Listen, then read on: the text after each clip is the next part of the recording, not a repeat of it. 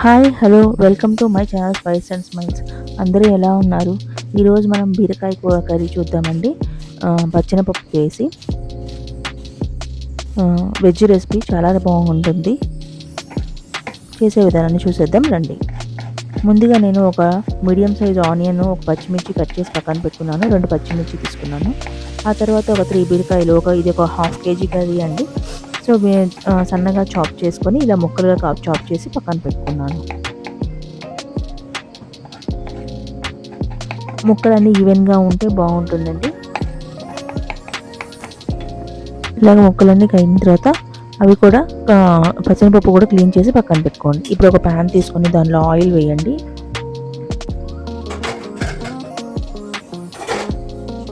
Oil బాగా heat ఎక్కిన తర్వాత పోపు దినుసులు వేసేసేయండి. అవి వేగిన తర్వాత కరివేపాకు వేసేసి ఇలాగ కొద్దిగా గంటలు తిప్పండి. అవి బాగా వేగిన తర్వాత మనం చాప్ చేసి పెట్టుకున్న ఆనియన్, పచ్చిమిర్చి వేసేసేయండి.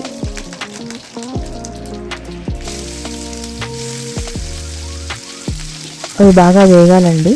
కొద్దిగా ఉప్పు, పసుపు వేసేసి మూత పెట్టి అలాగా వేయిస్తూ ఉండండి అడుగంటకుండా.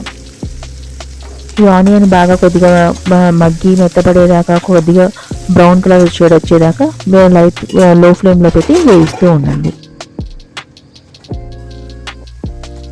అవి వేగిన తర్వాత కొద్దిగా అల్లం వెల్లుల్లి పేస్ట్ వేసేసి అది పచ్చివాసన పోయేంత వరకు వేసేసి కొద్దిగా మూత పెట్టి మగ్గనివ్వండి. అయిన తర్వాత మనం చాప్ చేసి పెట్టుకున్న బీరకాయలు, అలాగే క్లీన్ చేసి పెట్టుకున్న పచ్చెనపప్పు వేసేసి కొద్దిగా సాల్ట్, ఒక హాఫ్ స్పూన్ సాల్ట్ వేసేసి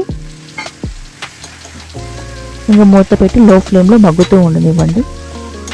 ఆ బీరకాయలో వాటర్ వచ్చి అదంతా అయిపోయేంత వరకు. లేత బీరకాయలు అయితే త్వరగా మగ్గిపోతాయండి. ఇంకా మనం వాటర్ పోసే పని ఉండదు. ఒకవేళ ఇంకొంచెం కొద్దిగా బీరకాయలు మగ్గాలైతే వాటర్ పోయిన తర్వాత కొద్దిగా ఒక హాఫ్ గ్లాస్ వాటర్ పోయండి. ఈ వీడియో నచ్చితే తప్పకుండా లైక్ చేయండి, షేర్ చేయండి. ఇలాంటి veg recipes, non veg recipes కోసం మన ఛానల్ని తప్పకుండా చూడండి. ఇలా బీరకాయలు అయిపోయిన తర్వాత కొద్దిగా ముక్క మెత్తబడకపోతే ఇంకొక హాఫ్ గ్లాస్ పోయండి. పోసి ఆ వాటర్ అంతా ఇంకిపోయేదాకా లో ఫ్లేమ్లో పెట్టి ఉంటుంది. అయిన తర్వాత కొద్దిగా 1 స్పూన్ ధనియాల పొడి, 1 స్పూన్ కారం వేసేసి మూత పెట్టి ఆ వాటర్ అంతా స్క్వీజ్ అయ్యేంత వరకు, ఆ మిగతా ఉన్న వాటర్ అది స్క్వీజ్ చేసేస్తుందండి. చేసిన తర్వాత కొద్దిగా కొత్తిమీర వేసేసి ఈ టైంలో సాల్ట్ చూడండి. సాల్ట్ చాలా కొద్దిగా సాల్ట్ కలపండి.